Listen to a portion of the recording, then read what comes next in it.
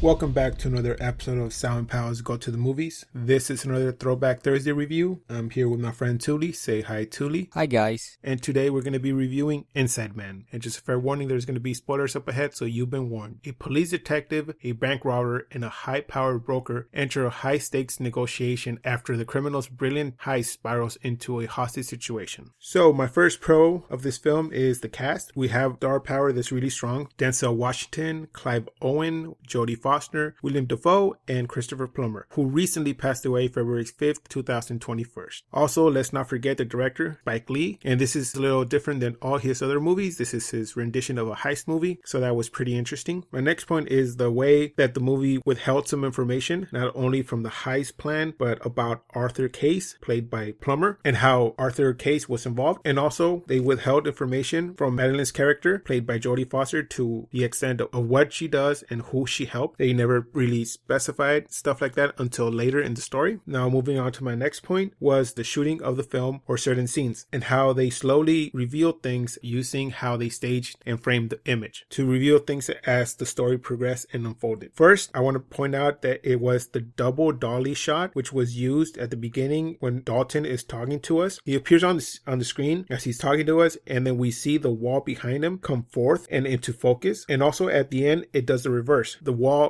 goes away from him. And this is not a technique to be confused with the dolly zoom or the vertical effect that we saw during the movie Jaws. Next time they used this was during the scene where Detective Frazier walks towards the bank after they just shot a hostage. It appears like he's just standing, but he's moving and floating through the air like if he's in a daze. That's a double dolly shot too. And then the last time that we see this is when Arthur Case, played by Plummer, he's sitting in his desk and the background is zooming away from us to give it this effect of playing with the depth of field. Now, moving on to my cons. First point is the heist. It had too many moving parts that, for my point of view, they couldn't really predict or plan for. For example, the number of suits and masks they needed for the hostages. How did they know how many hostages there were going to be there in the bank at that day at that precise time? So it was hard for me to get on board with them knowing how many suits to bring in, or know that they could have gotten away with using fake guns. What if one of the security guards in the bank returned fire? How were they going to react to that? Next con is, what motive did Dalton and his crew have to expose Arthur Case? It would have been nice if they linked some of the crew members to the ring or the diamonds, or even play that they were formerly employees of Arthur's and they just wanted to get revenge because they got fired. Also, Detective Frazier, we could have seen something about his involvement in the investigation that was pending about the missing money. Either put a scene where a news report came in, or his girlfriend was having issues with him and they were arguing about this and threatening to leave him if he didn't clear his name. And then maybe he could have basically just explained it to her, and indirectly he would be explaining it to us. That way we can get on board when Jodie Foster's character brought this up in the middle of the film. Next con is actually Madeline's character, played by Jodie Foster. She was sort of useless in the movie, unless she was used to make us to see that we were in the loop as to what Arthur had done in the past and his secret was, or let us know that she had the power to basically manipulate people and keep their dirty secrets away from the light. But in reality, she didn't fix anything or help the story develop, so she was sort of useless in this film, according to me. And my last con, the ending. Yes, we get the big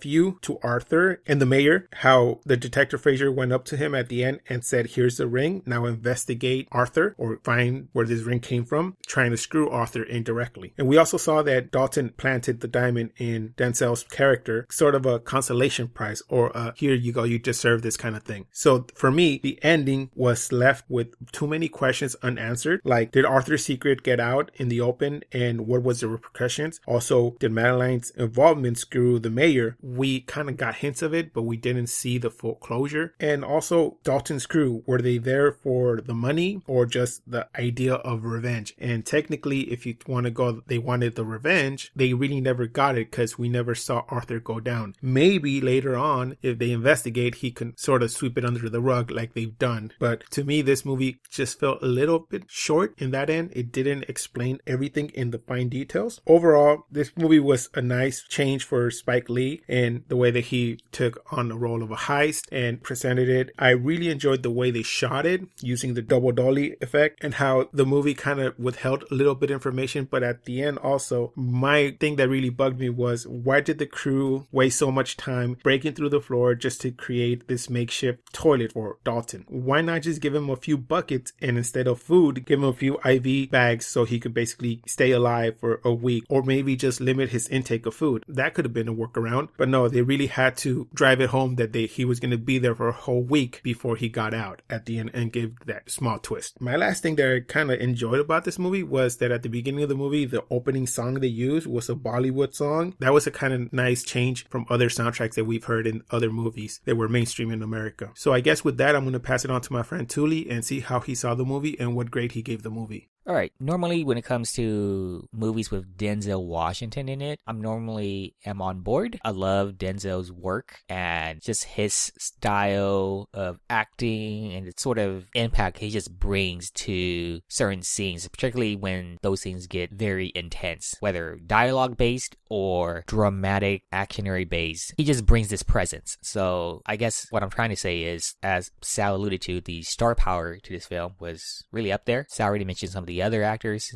in this film. I'm just highlighting Denzel because, of course, he's the main character in this film. In terms of the protagonist, him just being like one of my favorite actors. So I was on board with that. In terms of the heist, it's being done in a more unique fashion in that I think normally in movies that revolves around a heist being committed, that we as an audience is being told that a heist is happening and how it's going to be done. Like there's this planning stage, and normally that takes up, I don't know, maybe a third to maybe half a film, and then we see the heist be executed, and then we see the aftermath. Versus in this film, it felt like we were in the middle of a heist, and then things started to unfold, and then we as an audience get to kind of figure out what led up to that moment and how things are unfolding while the heist is being retold through the interrogations that Denzel Washington's character is doing to sort of determine, who were the culprits behind this. It was a very unique way in terms of how a heist was being portrayed. I also like the type of camera shots that were being used in this film. Sal mentioned the dolly shots, and it just gave me this sort of like trippy feel, but at the same time it worked to sort of exaggerate the sort of dialogue or vibe that the scene was trying to present, whether it was when Dalton was talking or to show the sort of struggle that Keith Frazier was going through while trying to resolve the current situation. So I think it worked for me as well in terms of just how they went about shooting this film. The movie, I think in terms of like it being a heist film,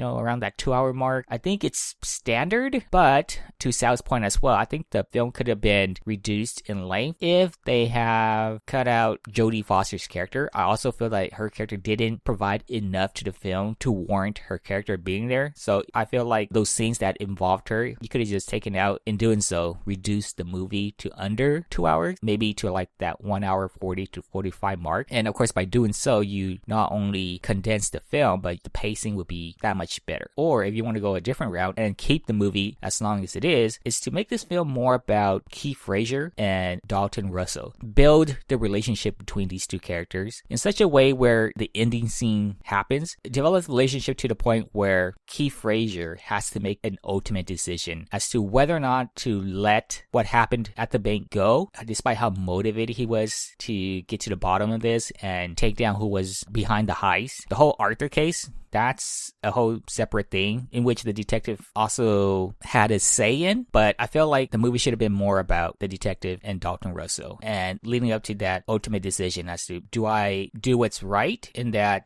as me being a part of the authority and that a crime is being committed. Because I think that was one of my problems with the film, is that Denzel Washington's character was being told that no crime was committed, and I thought to myself, wait, a bank robbery was attempted, and even if nothing quote unquote was stolen, people's lives were in jeopardy. You could say as much as one as, oh, these were fake guns and the assassination that took place was not real. I mean, it was still a crime. So for them to easily brush away the idea that no crime was committed, that did not work for me. Also, these sort of things that were overlooked in order for you to buy into this film. For example, the dismissal of the cameras. Couldn't they have used the camera footage before the heist even began to identify the people that were present at the bank think before and then separate them later from the people who were committing the heist to determine who was there and who wasn't. I mean, by process of elimination, they should, at the very least, be able to narrow down their suspects to 5 or 6 people. But they made it seem like it was an impossible task to clearly pinpoint who were the suspects and who were just innocent. To me, that is a very big thing to dismiss in order for you to buy into what Dalton Russell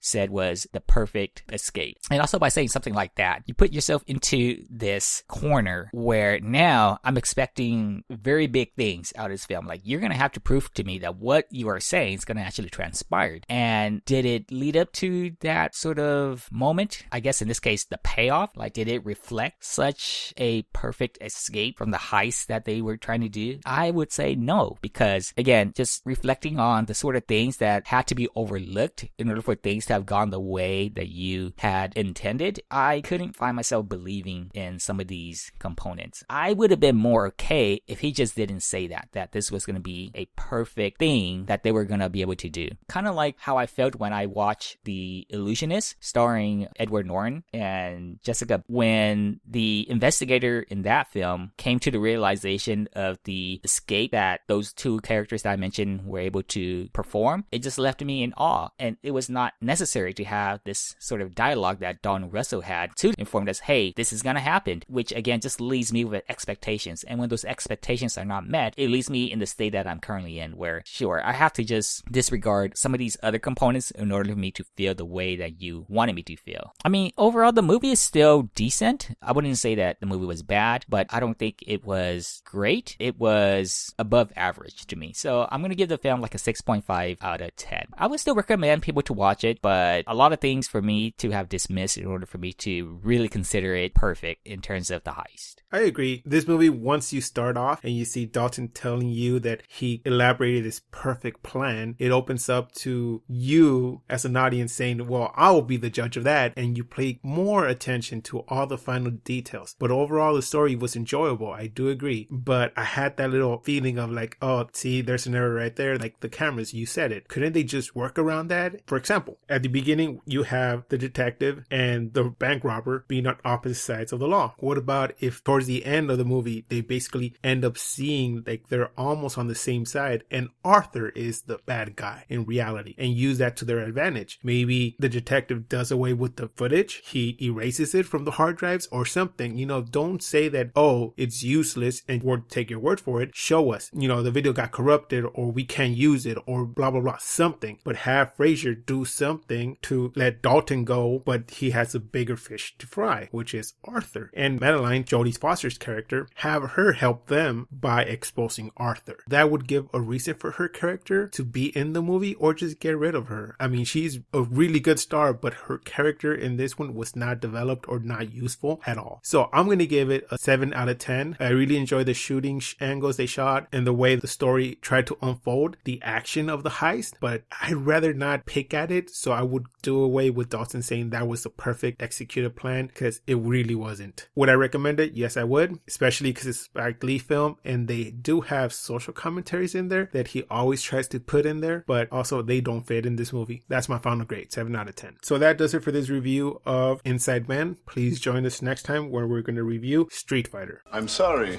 I don't remember any of it. You don't remember?